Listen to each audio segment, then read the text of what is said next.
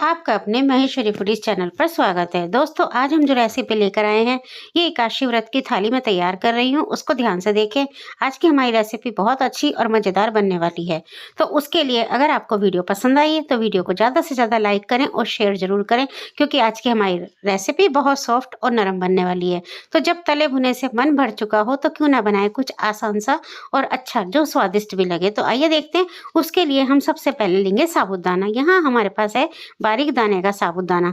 जी हाँ, ये अब की बार बारीक दाने का आ गया, नहीं तो वैसे मैं मोटा ही मंगाती हूँ। मोटा हो या बारीक हो उससे आपको कोई फर्क नहीं पड़ेगा, आप दोनों ही इस्तेमाल कर सकते हैं।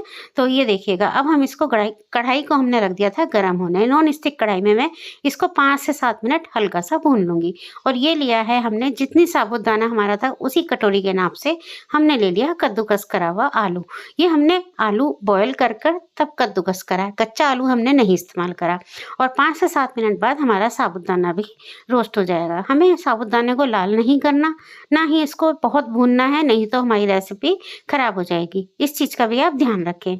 और ये देखिएगा, अब हमारा साबूदाना जैसे ही भून के तैयार हो जाएगा हम गैस को कर देंगे बंद, क्योंकि हमें अगर हम जरा कढ़ाई गर्म रहती है और अगर हम उसके बाद भी गैस में डालने के रखेंगे तो हमारा साबूदाना खराब हो जाएगा, जो कि हमें नहीं करना। तो इसीलिए जब ठंडा, इसको पहले हम गैस बंद करते ही कढ़ाई में से दूसरे बर्तन में शिफ्ट कर लेंगे। और शिफ्ट करने के बाद जब ये ठंडा हो जाएगा तभी हम इसको मिक्सी के अंदर डालेंगे। गरम गरम बिल्कुल भी ना पीसें, नहीं तो आपकी रेसिपी खराब हो जाएगी। और आप ये देख सकते हैं ये एक फाइन पाउडर के रूप में तैयार हो चुका है, लेकिन अभी हमें इसको इस्तेमाल नहीं करना। उसके लिए सबसे पहले अभी हम लेंगे एक आटा छानने वाली छन्नी। उस छन्नी के अंदर हम इसको थोड़ा थोड़ा छान लेंगे, सारा एक साथ ना डालें, क्योंकि अभी पिसा है और ढंग से फिर वो छनेगा भी नहीं। तो 2 बार में हम इसको छान लेंगे। और जो हमारा ये मोटा मोटा ऊपर दाना बचेगा इसको भी हम मिक्सी में दोबारा से डाल के फिर से पीस लेंगे और सारा एक साथ मिला लेंगे। तो देखिए, इस तरह से ये हमारा फाइन पाउडर तैयार हो चुका आटे के रूप में। अब हम ले लेते हैं ये आलू, जो आपको मैंने बताया उसी कटोरी के नाप का ये आलू है। और अब हम इसमें डालेंगे सेंधा नमक। और क्योंकि और ये है काली मिर्च। सेंधा नमक हमने इसलिए डाला क्योंकि हम ये व्रत की थाली तैयार कर रहे हैं, इसलिए। अब हम इसको थोड़ा सा आटे में पहले मिला लेंगे। और यहाँ एक चीज़ आपको ध्यान रखना है कि अगर आप हरी मिर्च खाते हैं तो आप डाल सकते हैं। मेरे मुंह में थोड़ी सी दिक्कत होती है, तो मैं व्रत वाली जब भी थाली बनाती हूँ हरी मिर्च नहीं डालती। और भर के हमने डाला अच्छे से हरा धनिया। और अगर आप चाहें तो इसमें हरी मिर्च अपने अकॉर्डिंग डाल सकते हैं। और यहाँ जो हम पानी से आटा गूंदेंगे, एक चीज़ का ध्यान रखें, वो आटे का डो हमें ठंडे पानी से बिल्कुल भी नहीं करना, क्योंकि आप चाहे सर्दी में बना रहे हो चाहे गर्मी में, आटे का डो गुनगुने पानी से ही इसका हमें गूंदना है। और ठंडे पानी से वो आटा ऐंठ जाएगा। गीला कपड़ा करके हम उसको ढक देंगे। और इस बीच में जब तक आटा रेस्ट करता था हम बनाते हैं धनिए की चटनी। जी हाँ, व्रत वाली चटनी कैसे बनती है ये मैं दिखाती हूँ। हमने डाला धनिया और थोड़ा सा हरी मिर्च, अदरक, सेंधा नमक, और यहाँ डाला हमने 2 चम्मच जीरा और थोड़ा सा हींग, और ये डाला मैंने अमचूर पाउडर। तो अब हम इसको पीस लेंगे। ये देखिए, हमारी चटनी हो गई व्रत वाली तैयार। और आटे का डो भी लगभग आधे घंटे में हमारा बिल्कुल अच्छे से सॉफ्ट सॉफ्ट तैयार हो चुका। और बस हम इसको थोड़ी सी चिकनाई लगाकर इस तरह से डो इसका लगा देंगे। और ये देखिएगा, बिल्कुल सॉफ्ट और नरम हमारा आटा तैयार हो चुका है। अब हम देखिएगा इसको एक पेड़ा लेंगे इस तरह से, जितना बड़े साइज़ की हमें रोटी या पराठा हम बनाते हैं।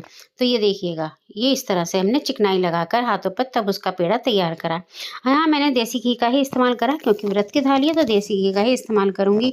और ये लिया है हमने सिंगाड़े का आटा। जी हाँ, सिंगाड़े का आटा, क्योंकि हमें पलोथन जिसको बोलते हैं, तो वो आटे की डस्ट इस पे लगानी पड़ेगी, तभी हमारी जो रोटी होगी वो साइज की सही मिल जाएगी। देखिए, बहुत इजी बन जाती है और आराम से मिल जाती है। आप चाहें तो इसी तरह से इसको सेक सकते हैं, लेकिन अभी मैं आपको दिखाती हूँ, क्योंकि इसके किनारे ज़रूर इसी तरह से फटेंगे, क्योंकि ये साबूदाना है। जैसे कि साबूदाना और चावल के जो भी आटे की हम रेसिपी बनाते हैं, थोड़े किनारे हमारे फटे फटे हो जाते हैं। चाहें तो ऐसे भी सेक सकते हैं, ऐसे भी ये फूल जाएगी आराम से। लेकिन यहाँ मैंने एक बड़े साइज़ का लिया है कटोरेदान, और उसके किनारे अच्छे से पहने थे, तो मैंने उसी साइज़ का इसको काट लूँगी। तो ये गोल हमारे एक ही सार बिल्कुल बनेंगे, ताकि देखने में भी हमारी थाली सुंदर सी तैयार हो जाएगी। और देखिए, ये आराम से बन चुका है। अब मैं इसको उठाऊंगी, कोई दिक्कत नहीं होती बिल्कुल भी बनाने के लिए, आप बना सकते हैं। और हमने जैसे कि आप देखा कि हमने रोटी के हिसाब से ही उतना ही मोटा और हमने उतनी ही छोटी बनाई है। फिर से हम चिकनाई का हाथ लगाएंगे और इसी तरह से मैं आपको दूसरी एक बार और बेल के दिखा देती हूँ, ताकि आपको कोई भी दिक्कत ना हो। जब तक तवे पे से वो सिकेगा तो हम उसको साथ साथ पलट भी देंगे, तो इसीलिए जब तक वो सिक रहा है तब तक मैं आपको दूसरी भी एक बार बेल के दिखा देती हूँ, ताकि आपकी रेसिपी कभी ख़राब ना हो और सारी चीज़ें जैसे भी आपको मैं सिखाती हूँ उसी तरह से आपकी भी बनकर तैयार हो। तो मुझे कमेंट बॉक्स में एक तो लिख के ज़रूर बताना कि आपकी रेसिपी कैसी बनी और आपने बनाई या नहीं। और ये बहुत सॉफ्ट बनने वाली है, क्योंकि हम व्रत में ना तला भुना खा के हो जाते हैं परेशान। तो ये खाना ऐसा बनेगा, एक तो स्वादिष्ट सात्विक आहार, तो बहुत ही लाजवाब, बहुत ही स्वादिष्ट। तो इस तरह से एक बार आप ज़रूर बना के देखिए। अगर आपका व्रत भी नहीं है, बिना व्रत के भी आपकी ये बहुत पसंद आने वाली है, क्योंकि आप एक बार खाएंगे ना तो इसको सब कहेंगे कि हमें दोबारा से बनाओ, ये अच्छे थे। क्योंकि लगता ही नहीं है कि ये साबूदाने की हमारे पराठे तैयार हुए हैं। ये देखिए, देसी घी से हम हल्का हल्का भी इसको सेक लेंगे। पलट पलट के क्रिस्पी क्रिस्पी सा सीख जाएगा, लेकिन ये देखने में तो बहुत क्रिस्पी लगेगा। अभी आप जैसे ही देखेंगे ना तो ऐसा लगेगा कि ये बहुत ही क्रिस्पी होगा, शायद दांतों से खाया ना जाए। लेकिन जब हम इसको खाते हैं ये सॉफ्ट और नरम इतना होता है कि आप अगर 2 भी खा रहे हो ना तो आप 2 की जगह इनको 4 खा जाएंगे। और सबसे बड़ी बात है कि साबूदाना सेहत के लिए बहुत फ़ायदेमंद है, तो इसको किसी भी रूप में हम तैयार करके खा सकते हैं। और जो खिचड़ी बनाते हैं, कई बार अब ऐसा होता है ना कि खिचड़ी हम बना बना के ना बहुत बोर से हो गए, क्योंकि खिचड़ी भी आम बनने लगी है कि जब भी व्रत होता है साबूदाने की खिचड़ी बना लो। लेकिन हम इसको अब साबूदाने के पराठे तैयार करेंगे। ये देखा आपने कितने अच्छे से फूल के ये तैयार हो जाते हैं और बहुत जल्दी बनते हैं। कोई ज़्यादा मेहनत भी नहीं लगती, आराम से बन जाते हैं और आराम से बिलते हैं, आराम से सीख जाते हैं।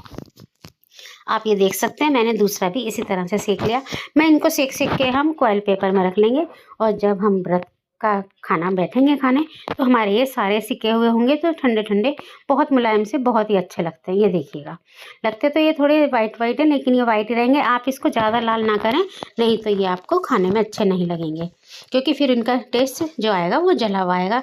जैसा कि आपको मैंने बताया, साबूदाना ज़्यादा नहीं भूनते, इसीलिए आपने देखा था ना, मैंने हल्का सा रोस्ट कर कर ही उसको पीस लिया था। मैंने आपको दिखाया इसी तरह से हमने सारे के सारे अपने पराठे साबूदाने के एक कटोरी में, और लगभग ये बन चुके हैं 14-15 पराठे। तो है ना, एक तो इजी, ऊपर से ज़्यादा मेहनत भी नहीं लगेगी और सबका पेट एकदम से भर जाएगा। तो आज की रेसिपी आपको कैसी लगी मुझे कमेंट बॉक्स में एक तो ज़रूर बताइएगा। और दोस्तों, जैसा कि आप जानते हैं हम पूरी मेहनत करते हैं, लेकिन आप ना तो लाइक करते हैं वीडियो को और ना ही चैनल पर नए आते हैं तो सब्सक्राइब भी नहीं करते। तो अगर आपने मेरे चैनल को अभी तक सब्सक्राइब नहीं करा तो सब्सक्राइब भी कर लें। साथ में एक छोटा सा बेल आइकन बटन है, उसे भी प्रेस कर दें, ताकि आपको मेरी हर वीडियो की नई नोटिफिकेशन मिल सके। तो दोस्तों, आपको आज की रेसिपी सच बताना कैसी लगी। ये बहुत ही स्वादिष्ट है, और हमने इसके साथ बनाया देसी घी के आलू की सब्जी, हरे धनिए की चटनी तो आपने देख ही ली है कि मैंने व्रत वाली चटनी किस तरह से बताई। और हाँ, आपको मैं बताऊंगी कि जो हमने चटनी में अमचूर पाउडर डाला है, उसकी जगह आप चाहें तो नींबू का रस भी इस्तेमाल कर सकते हैं। आप ये देखिएगा कितने सॉफ्ट और नरम हमारे पराठे बन के तैयार हुए हैं। देखिए, ईजिली आराम से बहुत टूट जाते हैं। ये जो हम आटे के MP का या गेहूँ का हम इस्तेमाल करते हैं ना, ये उससे भी ज़्यादा सॉफ्ट बनी है। और धनिए की चटनी के साथ तो वाह क्या बात है। आप खा के ज़रूर देखिएगा, इस तरह से बनाइए और खा के ज़रूर देखिए। आलू की सब्जी, धनिए की चटनी, दही के साथ आज की एकादशी के व्रत वाली थाली तो ये मैंने बनाई है आपके लिए, क्योंकि हम लोग खुद तो खाते ही हैं, लेकिन आपको भी आना चाहिए। और साथ में अगर आप सीखेंगे तो आप भी इसी तरह से बनाकर एक बार ज़रूर देखिएगा, ट्राई ज़रूर करिए। तो मिलते हैं आपसे कुछ इस तरह की नई रेसिपी के साथ। अब दोस्तों आगे दीजिए, नमस्कार दोस्तों।